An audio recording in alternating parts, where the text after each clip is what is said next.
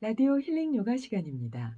지난주에 이어서요, 이번 주도 겸손함에 대해서 조금 더 정리해 드릴까 하는데요. 아마 계속 들어오시고 조금 소리를 민감하게 들으신 분들은 '와, 짧은 시간에 그냥 많은 내용을 전해 주려고 막 급하구나.' 하는 그 숨의 리듬을 들으셨을 것 같아요. 이 겸손함이 내용이 많아 가지고요. 두 번으로 나눠도 잘할 수 있을까 싶은데요. 잘해 볼게요.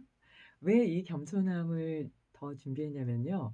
아주 매력적인 그 한마디가 있잖아요. "삶에서 힘들 때 모든 난관을 헤쳐가는 가장 좋고 단순한 방법.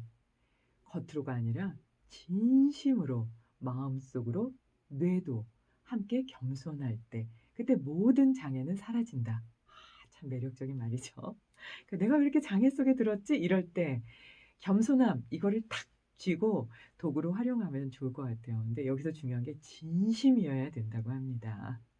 그래서 이게 타인을 존중하고 나를 내세우지 않는 것이라고 말씀드렸죠. 그래서 독일어로는 힘이다 이런 내용까지는 말씀을 드렸는데요. 그러니까 부끄럽고 착하다고 모두 겸손한 게 아니에요. 그러니까 이게 겸손한가? 겹쳐서는 안 됩니다. 여기까지 이렇게 잘 정리해 드렸는데요. 이제 심리학적으로 보면요. 부끄러워하는 분들 있죠. 약간 이렇게 왜 저렇게 부끄러워해?' 하면 보통은 '어머 내성적이네.' 이러면서 쪼끔 막대하는 분도 계시고요. 그냥 뭐 '저 사람은 뭔가 표현하지 않을 거야.' 이러는데요. 심리학적으로는요. 그렇게 자기 자신을 가리는 게요. 이기적이면서 나만의 공간이 필요하니까 "건드리지 마." 이 신호라고 해요. 그래서 자기 것에 대한 집착이 강하면 이렇게 부끄러운 듯 이렇게 움츠리기도 하고 "네." 뭐 이렇게 얘기한다고 해요. 이때 "건드리지 마. 나 화낼 수 있어." 이 신호로 받아들여야 된다고 해요. 요거는 필요하실 것 같아서 전해 드렸습니다. 그래서 진정으로 겸손한 사람은요. 교만함이 아주 작은 겨자씨 같은 그런 아주 작은 티끌처럼 고개를 들어도 부끄러워하기 때문에 '아 난 왜 이렇게 교만하지? 겸손하지 않아.' 이렇게 생각한다고 하고요. 그래서 늘 자기를 진심으로 낮추기 때문에 부끄러워하는 게 아니고요. 늘 평화롭게 숨 쉰다고 하고요. 자만심으로 가득하고 교만한 사람은요. 자신의 어리석음을 보지 못해서 '아 내가 이 위치에서 이 정도로 대해주면 겸손한 거 아니야? 내가 잘 나누고 있잖아.'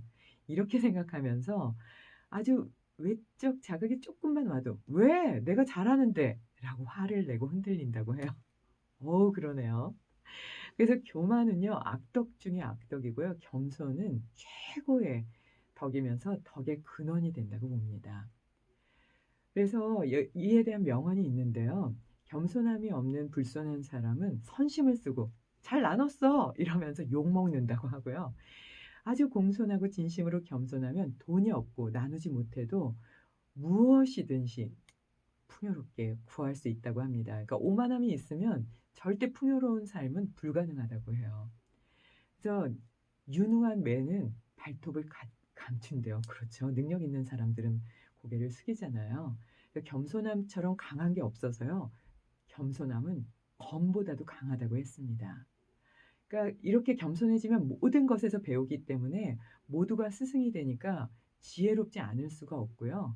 오쇼 라즈니 씨는 부처님 곁에 있더라도 겸손함이 없으면 친밀한 관계를 이룰 수 없다라고 얘기했어요. 그러니까 부처님 옆에 있으면서도 오만하면 깨달을 수조차 없는 거죠. 톨스토이는 겸손하지 않고서는 당신의 삶을 완전해질 수 없다. 딱 이렇게 단정지었거든요. 그래서 탈무드에는 이런 말이 있습니다. 혀에게 "아 제가 진짜 잘 모르는데요." 라는 말을 열심히 가르쳐라. 그럼 당신은 잘 살 수 있다. 라고 했습니다. 그러니까 낮아지고 겸손해지면 지혜로워진다라는 얘기를 모든 사람들이 얘기해 주고 있는데 그건 모두가 겸손하지 않은 면이 있기 때문인가 아닐까 하고요. 그래서 간디께서는 자신은 흙보다도 더 낮게 겸허함을 지니려고 했다라고 했거든요. 그러니까 땅으로 엎드리는 오체투지를 하면서 몸이 오체투지를 하는 게 아니라 마음으로 그렇게 좀 겸손하게 진심으로 삶을 살아가면 좋겠다 하는 생각도 하게 되는데요. 그런 내용에 대해서 스스로가 얼마나 이렇게 잘 조절할 수 있는지에 대한 일화들을 좀 준비했는데요. 부처님께서는 불법으로 이거를 그 8만, 12만, 36만에서 그 교만함과 함께 겸허함을 나누셨잖아요. 이걸 그러면은 삶에서는 어떻게 좀 적용할 수 있을지를 좀 살펴봤어요. 슈바이처 이러면은 다 아시죠? 노벨상을 수상하신 분이잖아요. 1952 년이었나요? 아마 그때 받으셨던 것 같은데요. 그때 인제 노벨상 받고 나서 사람들이 막 기다리는 때겠죠. 뭐 기자들도 그리고 지인들도 축하하기 위해서도 기다리고 그를 만나기 위해서 20 세기의 성자라고 하니까요. 다들 이렇게 모여들었다고 해요. 근데 인제 어 이 슈바이처가 기차역에 도착해서 사람들이 제일 좋은 앞칸에서 기다리고 있었는데 안 내려오시더래요. 나중에 보니까 저 맨 뒤에 3등 열차에서 아주 초라한 모습으로 천천히 걸어오는 그가 바로 슈바이처였다고 해요. 그래서 '아니 왜 굳이 그 먼 데서 그렇게 쪼끔 어려운 걸음을 하셨는데 그렇게 좋지 않은 칸에서 내려오셨습니까?'라고 이렇게 원망하듯 물어보니까 웃으시면서 "4 등 칸이 없어서 3등 칸에 탔지요."라고 얘기하셨대요. 반대로요. "아 나 노벨상 알지? 1등 칸 그 정도는 준비해야 되는 거 아니야?" 이러면 존경하지 않았겠죠. 그리고 겸손함이 그린 모나리자의 미소라는 글이 인터넷에 많이 떠 있어서 인제 믿을 만한 글을 좀 퍼왔는데요. 이제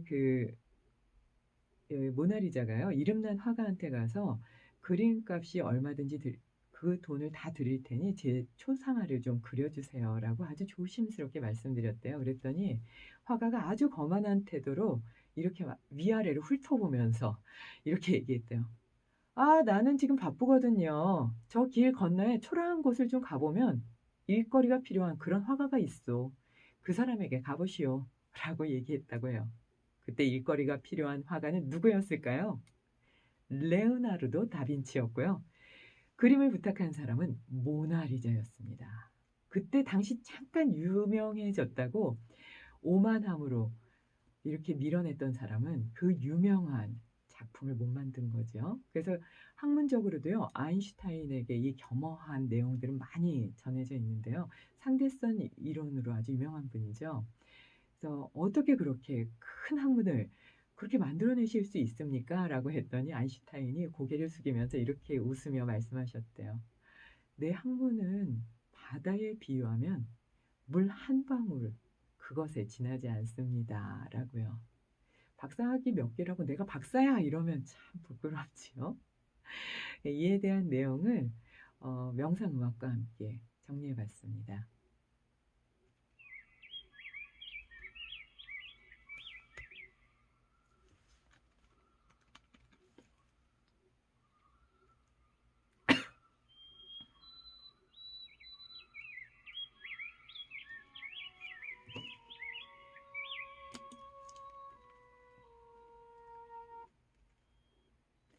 진정한 겸손함을 위해서는 "욕망적 자아를 죽여야만 한다."라고 얘기합니다. 그걸 오상아라고 하지요. 교만함은 거만함과 연결되지만 겸손함은 그렇다고 왜소하거나 초라한 게 아닙니다. 겸손함은 큰 힘을 갖습니다. 모든 갈등과 고통은 교만에서 비롯되고요. 겸손이 그 괴로움을 없애는 가장 좋은 명약이다. 라는 말은 바로 이런 뜻에서 나온 게 아닐까 합니다. 계속해서 이에 대한 일화도 말씀드릴까 하는데요. 유명한 퓰리처에게 한 학생이 찾아와서 이렇게 물었다고 합니다. "저는 유능한 사람이 되고 싶어요. 능력자가 되려면 어떻게 해야 합니까?" 라고요. 그러자 퓰리처 박사는 "당신이 만약 영국에서 제일 유명해지고 싶다면 당신이 진심으로 영국에서 제일 보잘것없는 사람이라고 생각해야 합니다. 그럼 당신은 반드시 큰일을 할 수 있을 겁니다."라고 답했다고 해요. "욕망적 자아를 장사 지내라." 하는 오상아의 마음을 이처럼 삶에서 실천한다면 어떤 순간도 감사하지 않을 수 없다라고 하는데요. 감사함을 상실하고 힘들다, 지친다, '내가 열심히 하는데 왜 인정받지 못해?'라고 생각할 때 겸손함을 잃은 건 아닌지 '소중한 마음의 도구를 잘 활용해야겠다.'라고 생각하면서 겸손함을 먼저 앞세워 보시면 어떨까 싶습니다.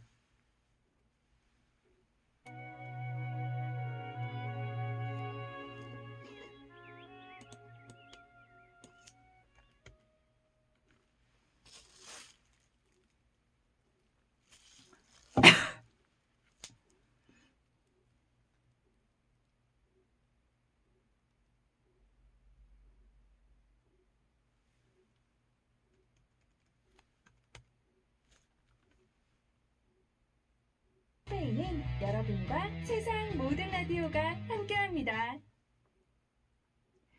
1부 끝곡으로 그립다는 것은 윤연경의 오카리나 연주곡 준비했습니다. 잠시 후 2부에서 뵙겠습니다.